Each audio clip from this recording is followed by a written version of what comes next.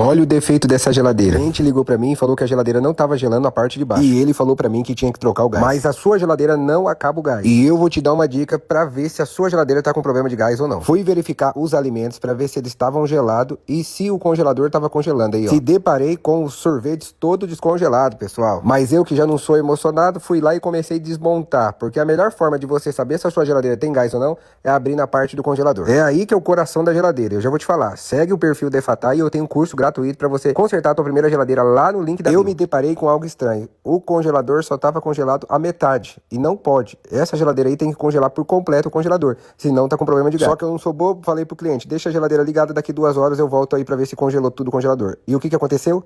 O congelador tava completo, gente. E ó, tá parecendo um Polo Antártica, completo de gelo. E eu já fui verificar a caixinha, pra ver se essa caixinha tava descendo água ou não. Porque se esse reservatório tiver seco, é porque essa geladeira tá com o duto entupido. Nessa hora aí eu mandei o cliente esquentar um pouco de água e joguei água no duto pra tirar toda a sujeira que tava obstruindo a passagem de água. E olha no que deu. Duto desobstruído, geladeira voltando a funcionar e o técnico não trocou o gás da geladeira. Quer aprender com a Defatai Vigilação? Segue o perfil e tem meu curso gratuito lá no link da bio pra você consertar a tua primeira geladeira.